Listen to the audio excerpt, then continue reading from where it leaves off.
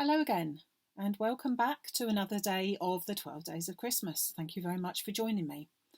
As you can see, we're going to be doing a flower, a poinsettia. Hopefully you can see that from here. And this is the classic poinsettia. So this is one of the first ones that John Lockwood ever brought out. And I have to say, it really is a clear favourite with me because I do use it an awful lot. And I'm pleased to say it is now back in stock, along with the mini poinsettia plate as well. Now, the one thing I like about this is the fact that you have got one plate which cuts out all of these in one pass, and I think that's really great. When it first came out, this die came with a coordinating stamp set. But unfortunately, that stamp set is no longer available, and I just thought, what else could we do then? And so I've come up with this as a little plan, and I think it works out really quite well. So here's how I'd like to do a different poinsettia for you. So I'm going to be using the die. As I said, it's called Classic Poinsettia, and it's available over on the website under the 12 Days of Christmas collection. And I'm matching it with a stamp set. And the stamp set that I'm matching it with it is called Crackled Background by the lovely Phil Martin and Sentimentally Yours from way back when. But luckily it is still available. So it's an A6 background stamp, which fits perfectly because this is an A6 plate. So what better? It is as if they were meant to be, isn't it? So let me show you not only how it looks, but how fab it looks, and in different colours. I'm going to be doing the silver. So I have got a piece of grey card, sort of blending in the background here. And I'm going to take my stamping platform, and I've already got my little stamp into position here. Now, because it's a rubber stamp, it's not your clear stamp, it's your grey rubber. It's thick. And if you're using the stamping platform from Press to Impress, you will need to take out your piece of rubber, this piece. You'll need to take that out, okay? And then you'll be able to do this nicely. So I've already cut my piece of card in half so that it fits in there nicely. I'm going to hold that down. And I'm going to ink my stamp up using Versamark Watermark Stamp Pad. You can use any sticky ink, as we call it, but I like these. Haven't used this for a long time, and I've now got back into it because I really do like this one. So I'm just inking up my background, and I'm going to put it straight down onto my card.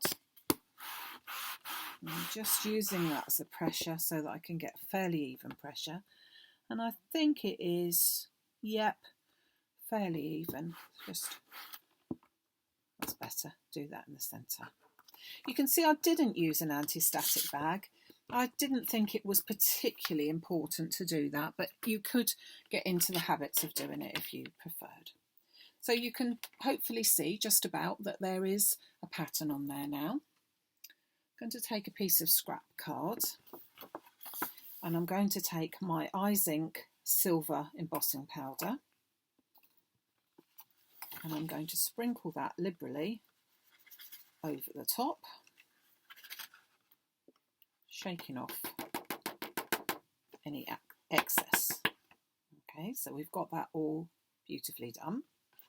Just tip back what we didn't need into my pot and put the lid on so that we don't get that everywhere. So I'm then going to take my heat gun and bring that down at the bottom here. I'm going to heat that up because we now need to heat set the powder, and then we can cut out afterwards with it. But you can see what I mean about the fact that we have our plate and our stamp, and that's going to fit over there beautifully. As I said, it was almost meant to be. So I'm just getting my gun nice and hot so that we don't warp the card too much. We can help it. And bring it from underneath to start off with to warm the paper up. And then I'm simply going to move my gun over, and hopefully you can see it starts to turn very quickly.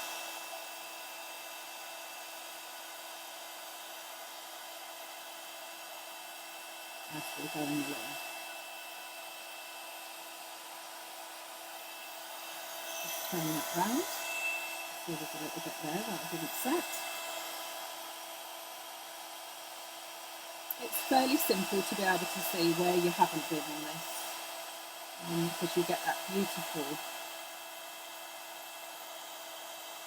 metal finish at the end of it. You don't want to overdo it, but you do want to make sure that it's all done, but you don't want to overdo it and burn your paper. So give it a second or two just to cool down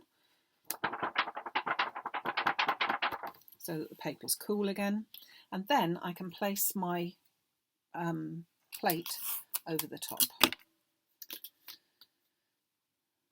like so. So it fits just about over the top, with maybe a couple of little petals, tips not quite being covered, but you won't be able to hardly see that.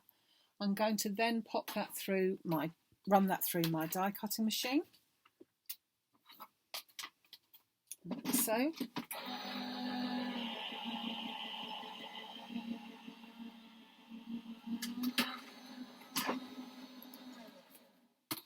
And you will then see that we have then got these beautiful poinsettias cut away from our background stamp.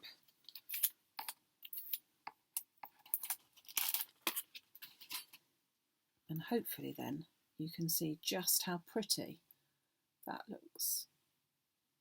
So let's make it up into a poinsettia.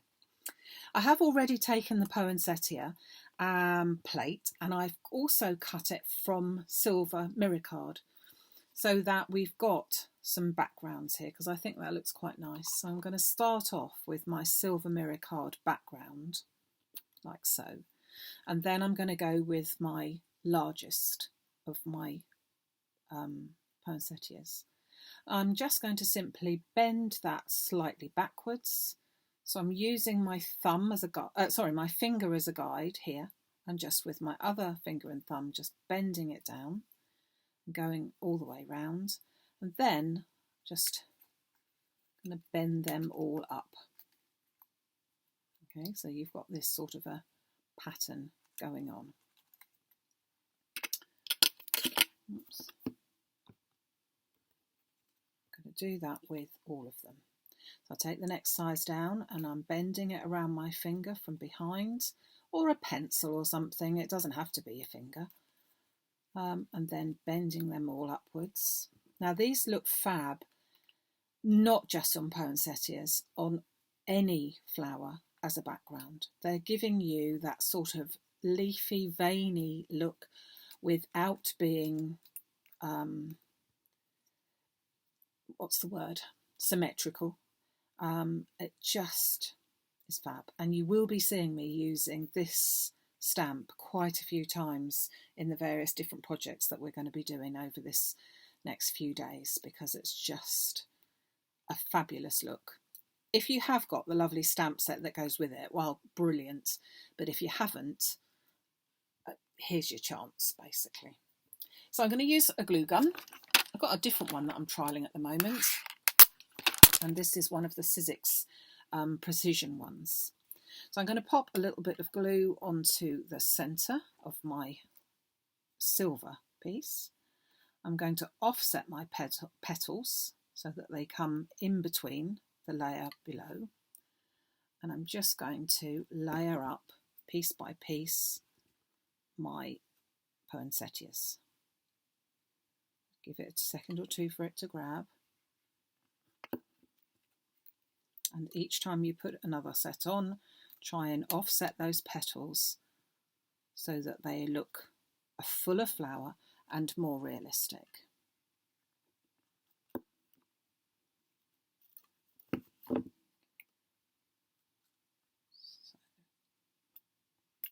that one, and then finally this little one here.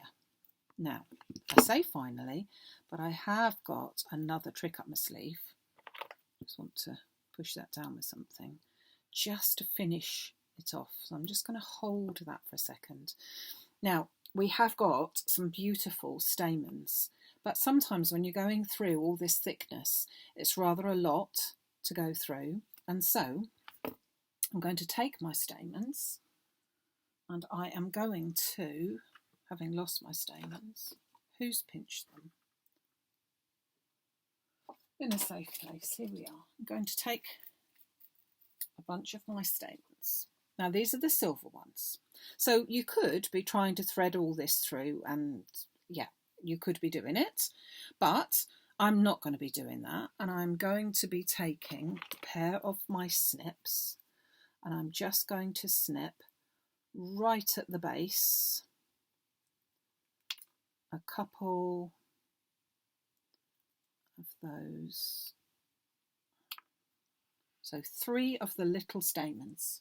I've just simply chopped them off in their prime. Now you've got to work quite quickly with this.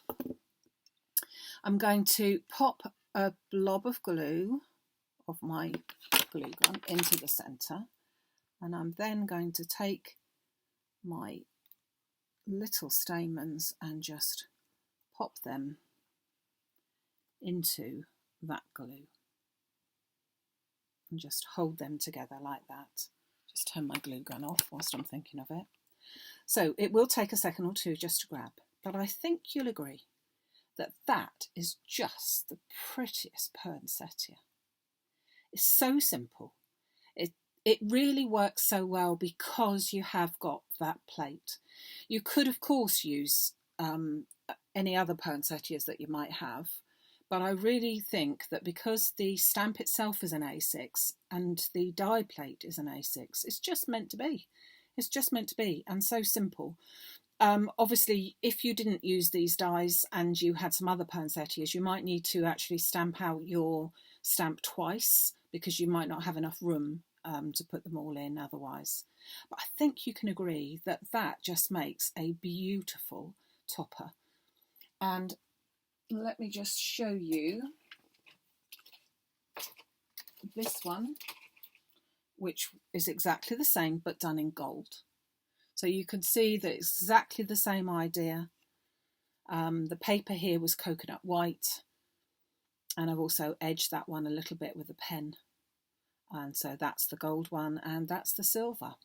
So something very different for you for your poinsettias. If you already have the beautiful stamp that went with it in the first place, fantastic.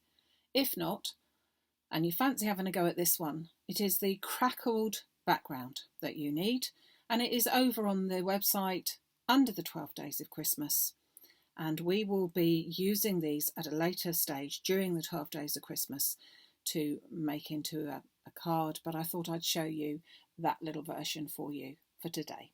So thank you so much for joining me. Don't forget to leave a comment. Hope you're enjoying our little 12 Days of Christmas and hope to see you again soon. Many thanks.